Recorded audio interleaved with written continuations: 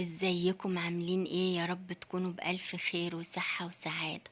تعالوا النهاردة نعمل الرز المعمر بطريقة ونفس أمهاتنا اللي كان أكلها طعمه وريحته تجيب لآخر الشارع. شايفين كده الرز وجماله؟ محمر بقى كده من فوق ومن تحت ومن نص كده مستوي وطري، وحاجة كده بسم الله ما شاء الله، حاجة كده زي الكتاب ما قال بالظبط. وهنعمل كمان صينية الكوسة القمر ديت بمكعبات اللحمة، حاجة كده تحفة وحاجة كده قمر. صلوا على النبي عليه أفضل الصلاة والسلام. واذكروا الله ألا بذكر الله تطمئن القلوب. شايفين الكوسة بتاعتنا وجمالها؟ حاجة كده روعة وحاجة كده تحفة، حاجة كده تفتح النفس على الأكل بالظبط. تعالوا كده نشوفوا الجمال والحلاوة دي عملناها ازاي. معانا الرز بتاعنا وطبعا غسلينه، والصينية بتاعتي ديت المعيار بتاعها بتاخد كيلو وربع رز. حط عليهم كيلو الا ربع من اللبن، واللبن بتاعنا بوشه بقشطته بكله منه فيه، عشان كنت لسه غلياه وملحقتش بقى ادخله التلاجة وافصل القشطة عن اللبن.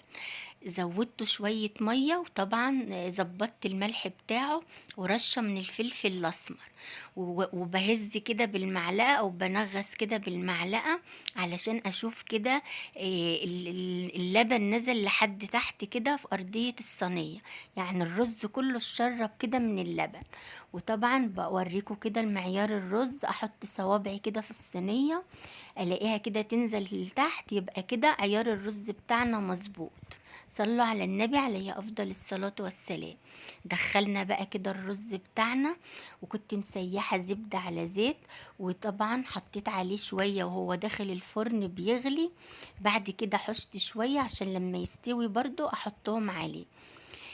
طبعا سبت قفلت بقى كده عليه الفرن، وكنت مولعة بقى الفرن بقى من فوق ومن تحت يغلي بقى كده مع نفسه ويتكتك. وطبعا تعالوا نشوفوا بقى كده هنعمل ايه بعد كده. عملنا بقى ايه؟ اللحمة بتاعتنا سيحنا معلقة زبدة كبيرة، ونزلت كده بمكعبات اللحمة، والزبدة تكون سخنة جامد علشان تدينا اللون الحلو اللي في اللحمة ده. بعد كده بهرت بايه؟ برشة فلفل اسمر ورشة جوز الطيب ورشة ملح، وعادي اللحمة هتستوي عادي ولا الملح هيأخر سواها ولا حاجة. بعد كده نزلت بالمية المغلية، والمية المغلية ننزل بيها شوية شوية، وبعد لما اللحمة غلت وطيت عليها وغطيت عليها في نفس الوقت. تعالوا بقى كده نحضر لصينية الكوسة. جبت بصلة كده متوسطة وقطعتها كده حلقات، ومعلقة هريسة شطة ورشة من الفلفل الأسمر برضو ورشة ملح. ودعكت كده البصلة بتاعتنا، ولما اللحمة استوت نزلت كده باللحمة على البصلة ووزعتها كده في أرضية الصينية.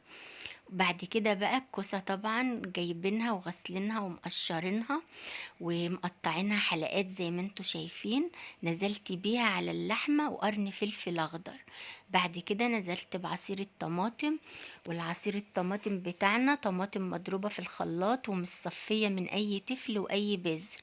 بعد كده رشيت رشة زيت، والزيت بتاعنا من الحلو، انا بحب استعمل زيت صني زي ما انتوا شايفين، وهو زيت عباد.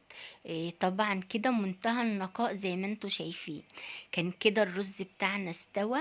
انا غسته كده بالمعلقة عشان اضمن ان هو مستوي، واشوف السوا بتاعه واطمن عليه.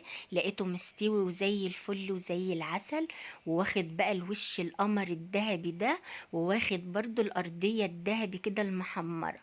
نزلت بقى عليه ببقية السمنة والزيت او الزبدة والزيت. وطبعا الزيت بيخليه مفلفل كده، وتبدوري بقى كده الرز بالحباية يتبدر معاكي. طبعا غطيته ودخلته تاني الفرن، بس اهم حاجة تغطيه عشان يرد البعض ويبقى كل حباية فيه مستوية وبسوا واحد. ودخلت كمان صينية الكوسة الشواية، خدت اللون القمر والتحفة اللي انتوا شفتوه ده. صلوا على النبي عليه أفضل الصلاة والسلام. شايفين الرز بتاعنا حاجة كده بسم الله ما شاء الله، محمر من فوق ومن تحت ومفرفر كده، وتبدريه بالحباية، ومستوي بقى كده من النص وطري، حاجة كده زي الكتاب ما قال. طبعا ما يعلاش على أكل أمهاتنا، وكفاية نفسهم بس في الأكل، كان طعمه وريحته تجيب لآخر الشارع.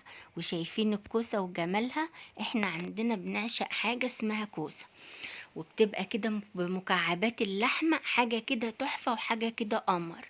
عايزة اقولك ان مش بكتر اللبن ولا بكتر القشطة، لا، خلي كده حاجتك في القانون. واللحمة طبعا بتاعتنا مستوية وحاجة كده قمر، وحاجة كده تحفة. ايه رأيكم في الجمال والحلاوة ديت؟ اشوفكم على خير، مع السلامة.